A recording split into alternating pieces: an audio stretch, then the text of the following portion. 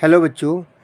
तो आज मैं क्लास 12th का सॉल्यूशन चैप्टर का इंट्रोडक्शन देने जा रहा हूँ। ये केवल इंट्रोडक्टरी पार्ट का वीडियो है और 1 बाय 1 में शायद टॉपिक का वीडियो बनाऊँगा। तो देखते हैं इसका इंट्रोडक्टरी पार्ट में सबसे पहले क्या है। हमें सबसे पहले होमोजीनियस मिक्सचर के बारे में जानना होगा। होमोजीनियस मिक्सचर क्या होता है? A mixture contain two or more substance which are uniformly distributed। मतलब पूरी तरह से मिक्सचर एक दूसरे में मिक्स हो जाए और उसमें कोई सेपरेशन फेज़ आपको ना दिख सके। अगर मान लो एक कंटेनर है और कंटेनर में आपके अगर दो सेपरेट फेज़ बन रहे सॉल्यूशंस के, तो वो आपका होमोजीनियस मिक्सचर में नहीं आएगा।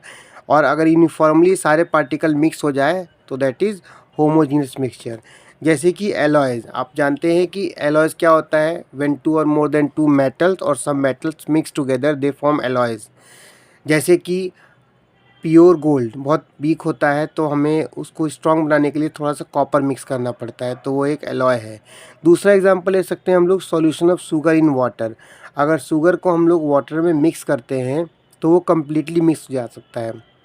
आप शुगर को वाटर में मिक्स होने के बाद से नहीं देख सकते। तो this is homogeneous mixture. Solutions क्या होता है? सॉल्यूशन बेसिकली सॉल्यूट और सॉल्वेंट को मिक्स करके बनता है। ठीक है, पूरे चैप्टर में इन टर्म्स का बहुत यूज़ होगा, इसीलिए आप लोग ध्यान से इन सारे टर्म्स को समझ लें। वैसे आप लोग पहले पढ़ चुके होंगे, लेकिन एक बार इसका रिवीजन और रिव्यू लेना बहुत ज़रूरी है। तो सॉल्वेंट देखते हैं। देखिए, किसी भी सॉल्यूशंस के अंदर जिस सब्सटेंस की मात्रा ज़्यादा होती है उसे हम लोग सॉल्वेंट कहते हैं। जैसे कि अगर यही एग्जांपल देखते हैं, शुगर को जब आप वाटर में मिक्स करोगे तो ऑब्वियस सी बात है शुगर की क्वांटिटी कम होगी और वाटर की क्वांटिटी ज़्यादा होगी, तो that is solute and this is solvent. या हम कह सकते हैं कि जिस सब्सटेंस को किसी दूसरे सब्सटेंस के अंदर मिक्स करें तो जिसके अंदर मिक्स किया जा रहा है वो आपका सॉल्वेंट होगा। यहाँ देखिए सॉल्वेंट की डेफिनेशन मैंने क्या लिखी हुई है? द कॉम्पोनेंट और that are present in the largest quantity is called solvent. ठीक है। अच्छा, एक बात और, सॉल्वेंट हमेशा फिजिकल स्टेट सॉल्यूशन का बताता है। ठीक है। दूसरा सॉल्यूट है, मैंने थोड़ी देर पहले बता चुका हूँ कि सॉल्यूट हमेशा कम क्वांटिटी में होता है और इसको हमेशा सॉल्वेंट के अंदर मिक्स करते हैं। ठीक है। तो वन और more component present in the solution is called solute. ठीक है। अच्छा, एक और चीज़, ये सॉल्यूट भी सॉल्यूशन के अंदर ही मौजूद होगा। ठीक है। अब इसमें हेट्रोजीनियस मिक्सचर लिखा हुआ है। हेट्रोजीनियस मिक्सचर क्या होता है? जिसमें सेपरेशन फेज आपको दिख सके। जैसे कि अगर सैंड को वाटर में मिक्स करेंगे तो ये हेट्रोजीनियस मिक्सचर है। इसमें सेपरेशन फेज ये जो सैंड है वो अलग हो जाएगा और वाटर डिफरेंट लेवल बना लेगा। ठीक है। तो it is a combination of two more substance that are not dissolve together, they can be separated easily.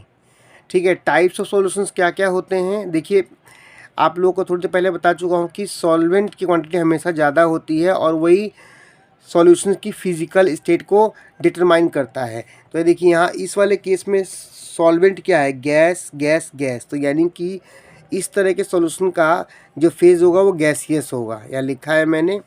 इसी तरह से ये देखिए, यहाँ पे सॉल्वेंट लिक्विड लिक्विड है तो इनका फेज़ लिक्विड सॉल्यूशन होगा। ठीक है। अगर हम लोग सॉलिड को गैस में मिक्स करते हैं तो उससे गैसियस सॉल्यूशन बनता है। ठीक है। जैसे एग्जांपल है, कैम्फर को जब नाइट्रोजन गैस में मिक्स करें। दूसरा, जब लिक्विड को गैस में मिक्स करें तो क्लोरोफॉर्म मिक्स, जैसे कि एग्जांपल है chloroform mix with nitrogen gas. तीसरा, अगर गैस को गैस में मिक्स करें, जैसे कि ऑक्सीजन नाइट्रोजन हमारे एटमॉस्फेयर में मिक्स है, तो गैस इन गैस मिक्सचर हो गया। ठीक है।